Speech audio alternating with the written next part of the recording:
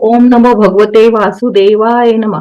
पुरुषोत्तम मास के शुभ अवसर पर श्री भगवती क्लासेस प्रस्तुत विशेष कार्यक्रम में मैं देवयानी महाजन आप सब ध्यानी और ज्ञानी लोगों का स्वागत करती हूँ।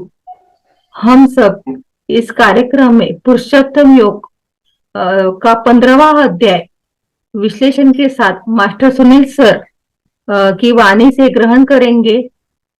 सब अपना सर अपना अल्प सा परिचय देकर स्वाध्याय शुरू करेंगे। सर अपन आप बोल सकते हो।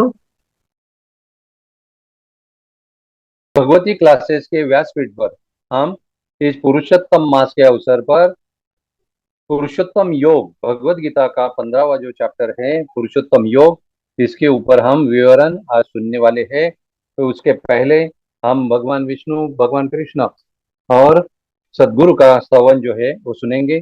वसुदेव सुतम देवम कंस चाणूर्यमर्दनम देवकी परमानंदनम कृष्णम वंदे जगत गुरु ब्रह्मानंदम परम सुखदम केवलम ज्ञानमूर्ति द्वंद्वातीतम गगन सदृशम तत्वमस्यादिलक्ष्यम एकम नित्यम विमलमचलम सर्वादि साक्षिभूतम भावातीत त्रिगुणम रहितम सद्गुरुम तम नमामि। शांताकारं भुजगशयनं पद्मनाभं सुरेशं विश्वाधारं गगनसदृशं मेघवर्णं शुभांगं लक्ष्मीकान्ते कमलनयनं योगिर्भिध्यानगम्यं वंदे विष्णुं भवभयहरं सर्वलोकैकनाथम। अभी हम पुरुषोत्तम योग का जो कल दो हम लोगों ने श्लोक लिया उसका विवरण जो है हम लोगों ने सुना। अभी आज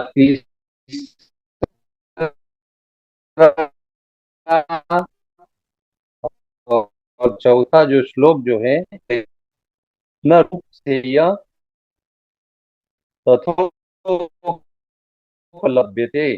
नास्ति अश्वत्थामा वसंग शस्त्रेण दृढ़ेन चित्वा तथा पदम तत्परिमार्गितव्यम यस्मिन् गता न निवर्तन्ति भूया तमेव चाद्यं पुरुषं प्रपद्ये यथा प्रवृत्ति प्रसुता पुराणी। ये जो तीसरा श्लोक है, तीसरे श्लोक के बारे में भगवान कृष्ण अर्जुन को यह कहते हैं कि इस संसार में इस वृक्ष के वास्तविक स्वरूप का बोध नहीं हो सकता और नहीं इसके आदि और अंत निरंतर अस्तित्व को जाना जा सकता है। अतः इस गहन जड़ों वाले अश्वत्थ वृक्ष को विरक्ति रूपी सशक्त शस्त्र से काट देना चाहिए, तभी कोई इसके आधार को जान सकता है जो कि परम प्रभु है, जिनसे ब्रह्मांड की गतिविधियों को अनादिकाल से काल उसे प्रवाह हुआ है और उनकी शरण ग्रहण करने पर फिर कोई इस संसार में लौट कर नहीं आता है। ये जो तीसरा और चौथा श्लोक है इसमें भगवान कहते हैं कि इसका कोई आदि भी नहीं है, इसका कोई अंत भी नहीं है। जिसका आदि और अंत नहीं है तो उसको कल हम लोगों ने सुना कि इसको भगवान ने अश्वत्थ की उपमा दी है। अश्वत्थ यानी क्या? अश्वत्थ यानी पीपल का वृक्ष। ये पीपल का वृक्ष जो है ना इतना महत्वपूर्ण है कि स्कंद पुराण में पीपल के वृक्ष का जो है ना इतना अच्छा वर्णन किया है कि अश्वत्थमेकम पेचुमंदमेकम न्यग्रोधमेकम दशची चिनिकान कपित बिल्वा मलकत्रयच पचांग मृत्वा नरकन्न पश्येत। ये अश्वत्थ यानी पीपल वृक्ष का वर्णन स्कंद पुराण में किया है। ये करने का ये जो मकसद है, कारण है, यह है कि अश्वत्थ को भगवान कृष्ण ने अपने 10वें चैप्टर में विभूति योग में कहा है कि सभी वृक्ष में अश्वत्थ वृक्ष जो है ना वो मैं हूं, ऐसा भगवान कृष्ण ने विभूति योग में कहा है। यह अश्वत्थ को क्या बोलते हैं हम? पीपल कर कहते हैं। यह अश्वत्थ क्या करता है? 100% कार्बन डाइऑक्साइड जो है जो कि सृष्टि में होता है उसका वो क्या करता है? वो एब्जॉर्ब करता है यानी सोख लेता है। अश्वत्थ के जैसे दूसरे भी वृक्ष है, नीम है, वटवृक्ष है, इमली है, कविट है, बेल है, आंवला है, आम है। ये भी जो वृक्ष जो है ना करीबन 70 से 80% कार्बन डाइऑक्साइड जो है ना सोख लेते हैं। जो कोई इन वृक्षों के पौधों का रोपण करेगा उनकी देखभाल वो वृक्ष करते हैं, क्योंकि जो ये वृक्ष लगाकर उनका जो पालन पोषण करते हैं उनका नरक का द्वार जो है ना उनके लिए बंद हो जाता है और उनको नरक में नहीं जाना पड़ता है। इसीलिए भगवान ने उसको अश्वत्थ की उपमा दी है। अश्वत्थ यानी क्या? अश्वत्थ को विनाशी कहा गया है, अश्वत्थ को विनाशी। मगर आम आदमी जो है ना वही संसार वृक्ष को जो अश्वत्थ है कहते हैं वो उसी को अविनाशी कहते हैं। अविनाशी यानी क्या? ये चर्म चक्षु को जो भी दिखता है वो सच और सत्य मानकर हम लोग चले हैं और आज तक हम वैसे ही सत्य मानकर हम आगे बढ़ रहे हैं। मगर उसे ही हम लोग क्या करते हैं, सत्य जो कि विनाशी है, नश्वर है, अनित्य है और वो उसका लय होने वाला है, ये पता होते हुए भी उसे हम अविनाशी समझ रहे हैं। ये अविनाशी क्यों समझ रहे हैं? क्योंकि वो आंखों को दिखता है और आंखों को दिखने के बाद में उसका हमें लगता है कि इसका नाश होता नहीं है, क्योंकि उसको आदि भी नहीं है और अंत भी नहीं है। ऐसे आदि अंत नहीं है, इसलिए उसको हम अविनाशी कहते हैं। मगर वो अविनाशी है क्या? महात्मा कहते हैं कि जो दिखता है वह कभी ना कभी, जो दिखता है यानी जिसका जन्म होता है, जो जिसका उपज है उसका कभी ना कभी तो नाश होता है, और जिसका कभी ना कभी तो नाश होता है उसका कभी ना कभी तो पुनर्निर्माण होता है। और यह हर एक साधक को, हर एक मास्टर को, चाहे वो ज्ञानेश्वरी का पढ़ाई करे या भगवत गीता का करे या कोई भी ग्रंथ का पढ़ाई करे, तो उसको ये शाश्वत क्या है, अशाश्वत क्या है, ईश्वर क्या है और नश्वर क्या है, नित्य क्या है और अनित्य क्या है, इसका उसे पता होना जरूरी है। और अगर ये पता नहीं होगा तो वो अपनी जिंदगी की जो दिशा जो है वो दिशा जो है उसकी दिशा चूक सकती है, और एक बार दिशा चूक गई तो उसकी जीवन में दशा होती है। दशा यानी क्या? कि उसको कोई भी सही राह दिखाने वाला मिलने तक वो खुद ही को एक्चुअली जो समझ में आ रहा है उसी को सच मानकर वो आगे बढ़ता है। और इसीलिए सभी संतों ने कहा है कि हमें जो भी अगर अध्यात्म की राह पर चलना है तो अध्यात्म की राह पर चलते हुए हमें संतों का सुनना है, महात्माओं का सुनना है, सत्पुरुषों का सुनना है। इनका क्यों सुनना है? क्योंकि उन्होंने बरसों से तपस्या की हुई है, बरसों से अध्ययन किया हुआ है, बरसों से अध्यापन किया हुआ है, बरसों से अध्ययन अध्यापन की करते करते करते उन्होंने वो ज्ञानपूर्व भक्ति तो उनके पास होती ही है, मगर उनके पास ज्ञानोत्तर भक्ति भी होती है। ये ज्ञानोत्तर भक्ति जो है ना, ये ज्ञानपूर्व क्या होता है? ज्ञानपूर्व भक्ति जो है ना, ये ज्ञानपूर्व भक्ति जिसे हम सिर्फ इंफॉर्मेशन कह सकते हैं, यानी जो हम ज्ञान किताबों के माध्यम से, श्रवण के माध्यम से बटोरते हैं वो ज्ञानपूर्व भक्ति है। मगर जो जो अनुभव से सिद्ध होती है और जो अनुभव हमें आता है वो भक्ति को, जो भक्ति या ध्यान करने के बाद में हमें जो अनुभव आता है उसे ज्ञानोत्तर भक्ति कहते हैं। और सभी संत यही कहते हैं कि ज्ञानपूर्व भक्ति अप टिल सर्टन लिमिट तक वो ज्ञानपूर्व भक्ति जो है ना वो ठीक है, मगर उसके बाद में आपको ज्ञानोत्तर भक्ति पर आरूढ़ होना है। और ज्ञानोत्तर भक्ति करते हुए अनुभव के माध्यम से ही हम हमारे मूल स्रोत जो है, जो अविनाशी है, जो नित्य है, जो शाश्वत है, जो सच्चिदानंद है, वहां तक हमें पहुंचना है। और यह बात ध्यान में लेते हुए हमें आगे बढ़ते बढ़ते बढ़ते हमें अपने आम को जानना है। अभी ये तीसरे और चौथे श्लोक में क्या कहते हैं कि ये जो है रूप जो है वो दिखता नहीं है, वैसे उसका अंत भी नहीं है, आरंभ भी नहीं है और स्थिति भी नहीं दिखती है। तो उसमें क्या होता है कि फिर भी उसकी जो जड़ें जो है ना वो बढ़ती रहती है, बढ़ती रहती है, बढ़ती रहती है।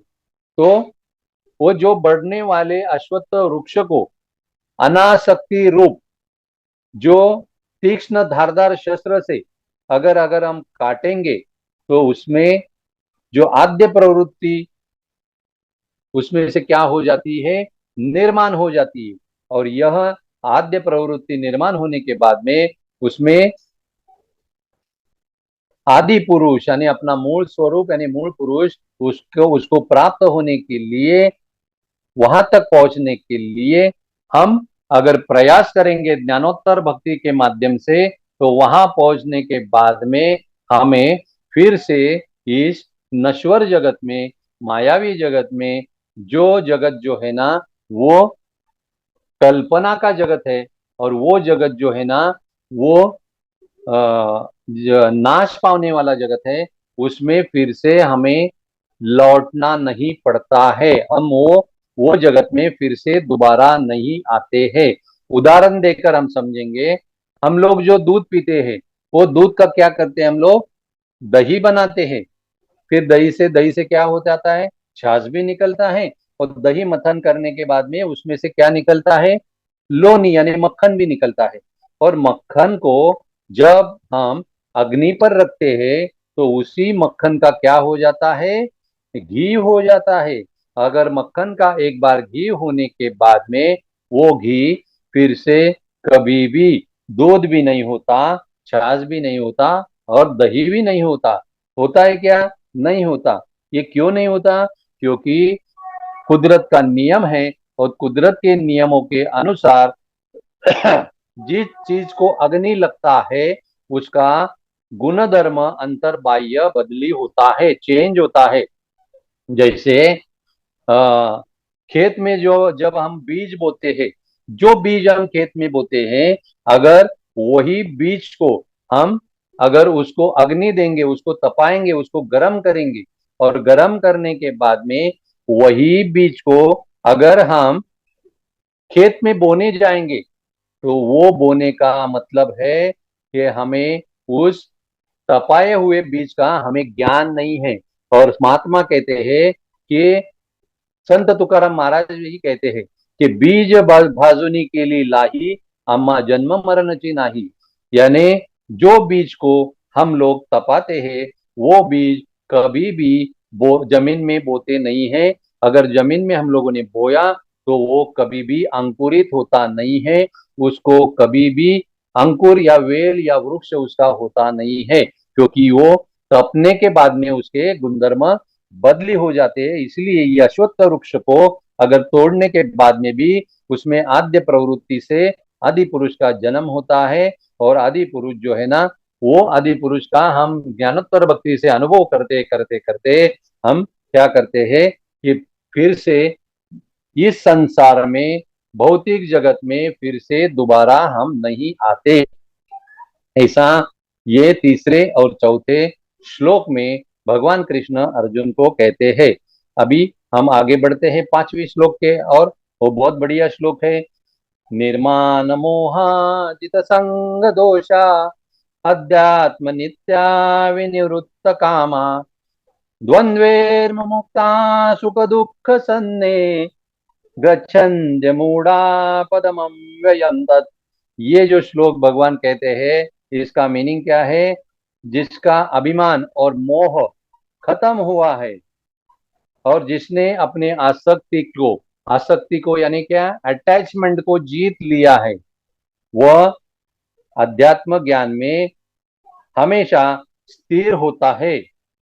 और स्थिर होने के बाद में उसकी सभी कामनाएं, सभी इच्छाएं, सभी आकांक्षाएं सभी तरह से नष्ट हो जाती है, और उसे फिर से सुख दुख से द्वंद्व में फिर से सुख दुख का द्वंद्व जिसने बिल्कुल 100% छोड़ दिया है, ऐसा ज्ञाता पुरुष, तत्वज्ञानी पुरुष इस अविनाशी पद को जो है ना वो हासिल करता है।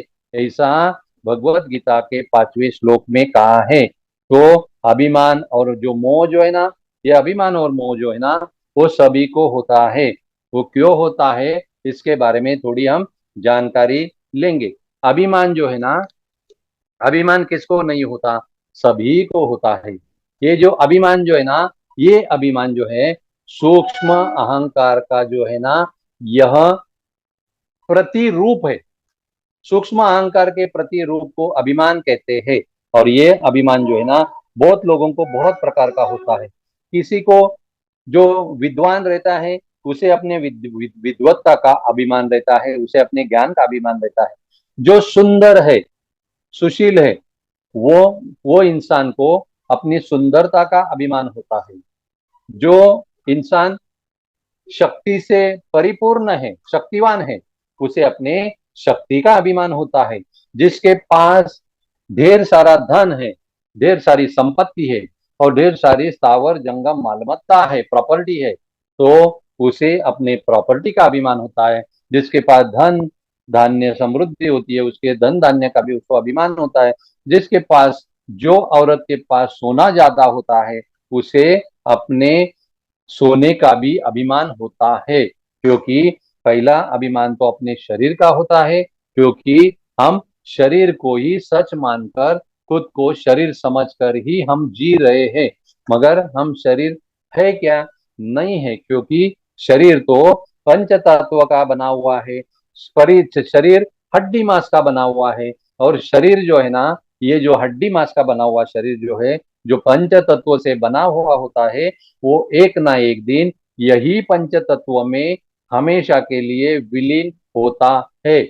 और ये जो शरीर जो है वो कैसा है कि हम लोग कोई सिनेमा गृह में जाते हैं पिक्चर देखने के लिए, तो पिक्चर में ये हफ्ते में जो पिक्चर लगा है सिनेमा गृह में, वो हमें पर्दे पर दिखाई देता है।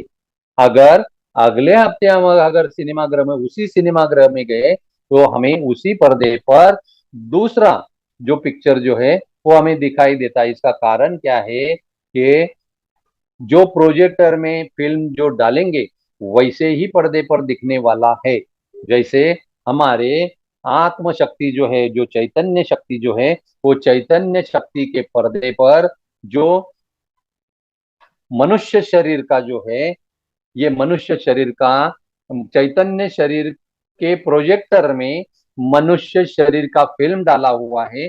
इसीलिए ये मनुष्य शरीर जो है ना, सभी ज्ञानेंद्रियों और कर्मेंद्रिय के साथ में हमें ये चैतन्य स्वरूप के पर्दे पर नजर आता है। ये चैतन्य स्वरूप के पर्दे पर जो नजर आता है, तो पर्दा सत्य है क्या? वो जो दिखने वाला जो चित्र है वो सत्य है, क्योंकि पर्दा ही सत्य है, पर्दा ही कायम है, पर्दा ही शाश्वत है। कितने पिक्चर आए उस पर्दे पर और गए, कितने पिक्चर लोगों ने देखे और कितने पिक्चर और भी उस और पर्दे पर आने वाले हैं। मगर जो सत्य है, जो शाश्वत है, जो वही हमें स्वीकारना है। पर्दा क्या है? पर्दा जो है वो ब्लैंक है। पर्दा जो है वही सच है, वो सत्य है। वो पर्दा जो है ना वो शाश्वत है। ये हम समझने के लिए बात कर रहे हैं, क्योंकि पर्दा भी शाश्वत नहीं होता है। मगर ये फिल्म जो है ना, फिल्म जो है वो आती है और जाती है। वैसे इस चैतन्य शक्ति यानी आत्म शक्ति के पर्दे पर हमारे शरीर के जैसे कितने शरीर इसके पहले आकर गए हैं, अभी भी ये शरीर आया है, इसके बाद में ये शरीर छोड़ने के बाद में भी और भी शरीर आने वाले हैं।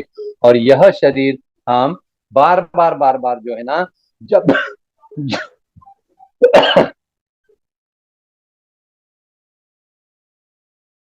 और बार बार जो है हमारा जो शरीर जो है ना, जब तक हम हमारे मूल स्वरूप का, हमारे आत्म स्वरूप का, हमारे सचिदानंद स्वरूप का जब तक हमें पूरी तरह से ज्ञान होता नहीं है, तब तक यह हर जन्म में हमें यह चैतन्य शक्ति जो है, यह आत्म शक्ति जो है, यह शरीर अलग अलग शरीर धारण करते हुए इस संसार में आने वाली ही है।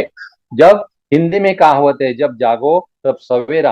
अभी आप जागे हो, जाग रहे हो, तो अभी हमें इसी ज्ञान का यानी ज्ञानोत्तर भक्ति करते हुए या ज्ञानपूर्व भक्ति करते हुए हमें खुद को ढूंढना है, खुद को जानना है, खुद को समझना है, खुद को पहचानना है, हमें खुद तक पहुंचना है, क्योंकि खुद तक पहुंचना यानी हमारे शुद्ध अस्तित्व, जिसे अंग्रेजी में प्योर एग्जिस्टेंस कहते हैं, वो प्योर एग्जिस्टेंस तक हमें पहुंचना है। जब तक हम हमारे शुद्ध अस्तित्व तक नहीं पहुंचेंगे, तब तक हमें इस अध्यात्म का जो ए बी जो है, वो ए बी भी समझ में आने वाला नहीं है। इसीलिए स्वाध्याय और सज्जन संगत्य जो है हमेशा करते रहना चाहिए। और यह जो अभिमान जो है, वो अभिमान जाने के बाद में है ना, मोह कम हो जाता है। जब अभिमान नहीं कम होगा तो मोह भी नहीं कम हो रहा होता है। इसलिए अभिमान जो और मोह जो है ना, वो नष्ट होना जरूरी है। और अभिमान और मोह जो है ना, वो क्यों नष्ट नहीं होता, इसका एक ही कारण है कि हम इस संसार से शरीर के साथ में लिपटे हुए हैं, आसक्त हुए हैं, और हम अटैचमेंट मोड में हैं। जैसे दो प्रकार की ये होती है अवस्था, एक होती है आसक्ति, दूसरी होती है निरासक्ति। एक होती है अटैचमेंट और दूसरी होती है डिटैचमेंट। ये आसक्ति निरासक्ति का खेल है। और निरासक्ति जो है, आसक्ति जो है, हम किस पर कर रहे हैं, और वो तो हमारा जो ये जो आसक्ति है, ये आसक्ति जो है ये बिल्कुल शाश्वत नहीं है, और अशाश्वत के ऊपर हम आसक्त होकर चिपके हुए हैं। और ये चिपकना हमारा जो है ना, इसे ही अभिमान और मोह कहते हैं। और ये अभिमान और मोह की वजह से हम आसक्त होते हैं, और आसक्ति की वजह से हम जन्म से लेके हमारे आखिरी सांस तक उसे ही, इस संसार को लिपटे हुए रहते हैं। क्योंकि मैंने बहुत बार कहा, बार बार यही कहता हूं, जो इस चर्म चक्षु को दिखता है उसी को हम सच मानकर चलते हैं। और इसी को सच मानना जो है ना, ये हमारी सबसे बड़ी भूल है। और यही जो है, संतों ने इसे क्या कहा है, जो दिखता नहीं है वो शाश्वत सत्य है, जो दिखता है वो नश्वर है, अशाश्वत है। मगर जो दिखता है वो अशाश्वत और नश्वर होने के बावजूद भी हम उसी को सच मानकर उसी को हम लोग लिपटे हुए हैं, चिपके हुए हैं। हमें उससे हमारा छुटकारा पाने के लिए हम कुछ ना कुछ तो हमें क्या करना होगा, उपासना करना होगा, साधना करना होगा, और अध्यात्म ज्ञान को पाना होगा। और अध्यात्म ज्ञान क्या है, जो नित्य स्थिर है। और नित्य स्थिर क्या है, जो नित्य स्थिर है, जो वर्तमान में है, वो वर्तमान में हमारी सांसें है। नित्य स्थिर क्या है, हमारी सांसें नित्य स्थिर है। मगर हमारा मन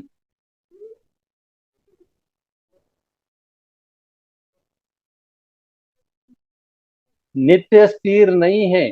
इसी वजह सांस के साथ जुड़कर शुरू शुरू में वो स्थिरता का यानी वर्तमान स्थिति का हमें अनुभव आता नहीं है। वो वर्तमान स्थिति का अनुभव क्यों नहीं आता, क्योंकि हम लोग आसक्ति की वजह से कामना, इच्छा, आकांक्षा, वासना, कामना, ये जो है ना, इसकी वजह से हम क्या है कि अध्यात्म ज्ञान का अनुभव नहीं ले रहे हैं। और अध्यात्म ज्ञान का अनुभव लेने के लिए ही हम रोज रोज क्या करते हैं, लगातार बार बार जो है ना, सिंसियरली, सीरियसली, श्रद्धा युक्त अंतःकरण से ध्यान करते हैं। और ध्यान के माध्यम से हमें, जब हम सांसों से जुड़ते हैं, तो हमें उस स्थिरत्व का अनुभव आता है। स्थिरत्व का अनुभव कब आता है, जब विचार जो है वो कम होने लगते हैं। विचार कब कम होने लगते हैं, जब हम लोग संगीत सुनते सुनते सांसों के साथ एक रूप होते हैं, तब हमारे विचार जो है उसकी संख्या भी कम हो जाती है, उसकी गति भी कम हो जाती है। और दोनों संख्या और गति कम होने के बाद में हमारी सांसों की भी गति कम हो जाती है। सांसों भी हमारी क्या हो जाती है, बिल्कुल थीन यानी पतली हो जाती है। और सांसें भी है ना, वो छोटी छोटी छोटी यानी सूक्ष्म सूक्ष्म से लेकर अति सूक्ष्म हो जाती है, और मंद हो जाती है। विचार जैसे मंद मंद होते हैं, वैसे सांसें भी मंद होती है। और मंद होने के बाद में एक बार हमें जीवन में ऐसा क्षण आता है, ये हम स्थिर हो जाते हैं। और यह स्थिर होना जो है ना, यह स्थिर जब हम हो जाते हैं, तो उसी अवस्था को महात्माओं ने सुख दुख का जो द्वंद्व है तो इसके परे जाना कहा है। और उसी वक्त हम लोग क्या है कि सुख दुख के द्वंद्व के परे जाते हैं। और परे जाने जो यह कला जिसने सीख ली है वही मास्टर जो है शाश्वत सत्य यानी अविनाशी जो पद है उसको पा लेता है। और उसको पाकर वो अपनी जो जीव आध्यात्मिक यात्रा जो है आगे बढ़ते हुए नित्य करते रहता है। उसकी आध्यात्मिक यात्रा जो है गतिमान होती है। आगे छठा श्लोक हम देखेंगे मास्टर्स। न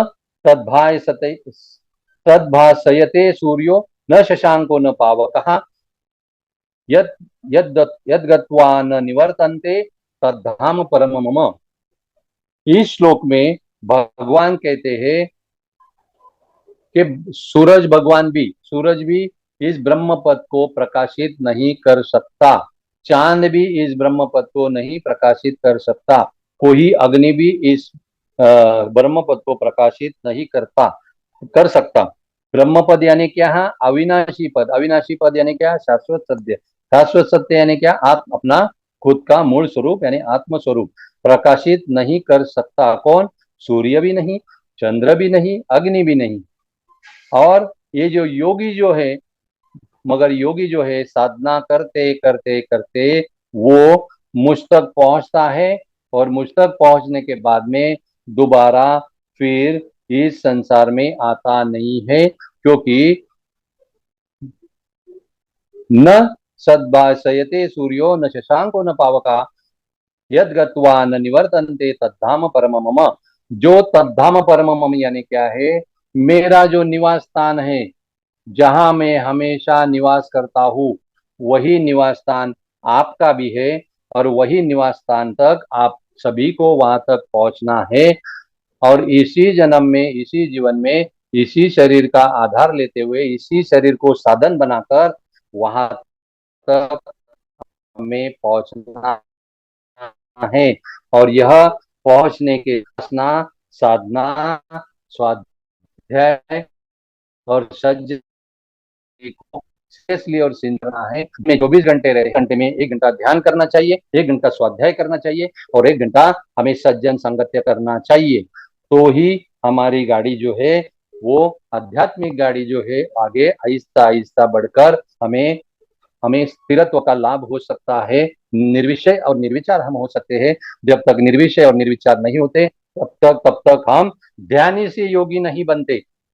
इसीलिए कहा है अर्जुन को कि हे अर्जुन, तुम्हें सिर्फ भक्त नहीं रहना है, तुम्हें योगी बनना है। तो तुम्हें आत्मयोगी भव, ऐसा भगवान कृष्ण ने भगवत गीता में कहा है कि अर्जुन तुम्हें योगी बनना है। जब तक तू योगी नहीं बनता तब तक तू अपने आप को जानने के लिए असमर्थ होता है। इंसान तभी योगी बन जाता है। संत ज्ञानदेव ने ज्ञानेश्वरी में कहा है कि योगी कौन होता है?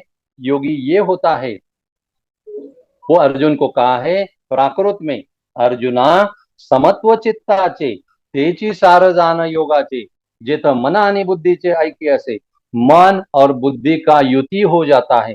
मन और बुद्धि एक रूप हो जाती है। एक रूप नहीं, मन और बुद्धि जब एक हो जाती है, मन बुद्धि में हो जाती है विलीन, और बुद्धि जो है ना पूरी तरह से मन में अपनी और पूरी तरह से आकर्षित करते हुए उसका जो है लीन हो जाता है बुद्धि में मन का। तो मन और बुद्धि का एक हो जाना ही योग है, ऐसा संत ज्ञानदेव प्राकृत में कहते हैं। वही जो भाषा जो है वो भगवान कृष्ण ने भगवत गीता में कही है। इस अविनाश पद को प्राप्त करने के लिए हमें लगातार उपासना करनी है, साधना करनी है, ध्यान करना है। सो ध्यान धारणा करते करते करते एक ना एक दिन हमें इस विचारों से हम छुटकारा पाएंगे, मायावी जगत से छुटकारा पाएंगे।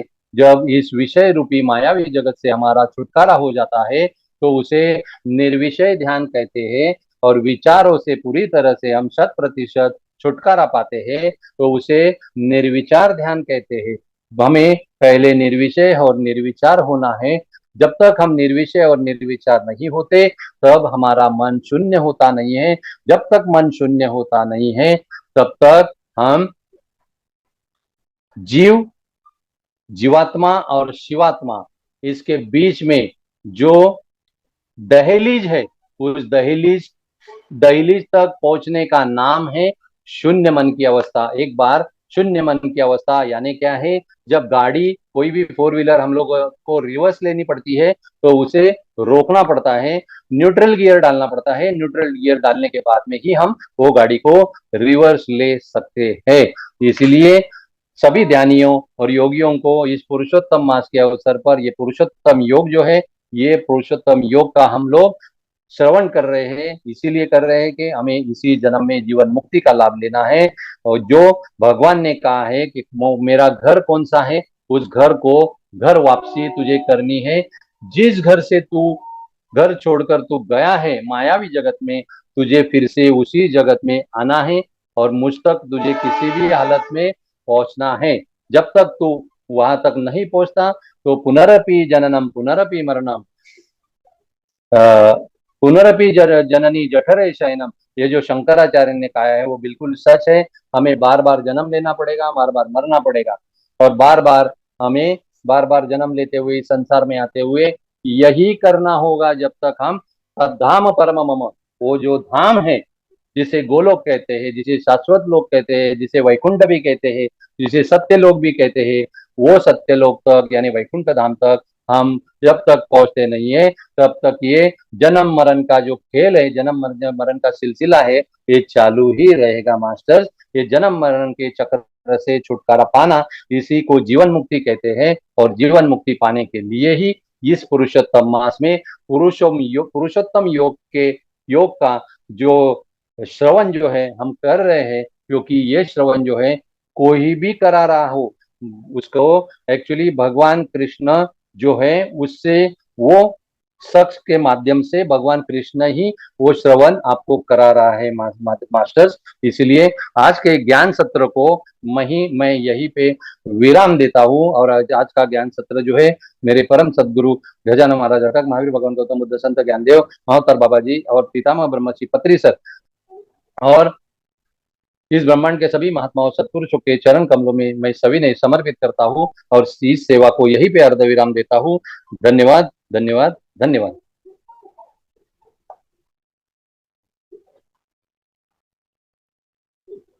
धन्यवाद सर, बहुत ही अच्छा आपने ज्ञान दिया हमको।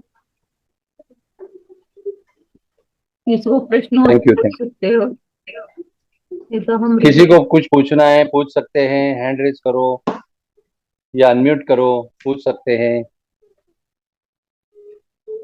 ये हमारी एक स्पिरिचुअल फैमिली है, यहाँ पर कोई भी तरह का पर्दा मत रखो, जो भी पूछना है हिचकिचाहट न रखते हुए आपको बिंदास पूछना है।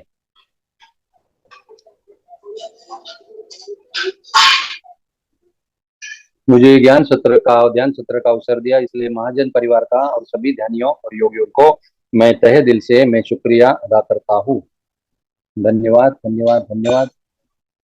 किसी को कुछ कहना है तो बात कर सकते हैं।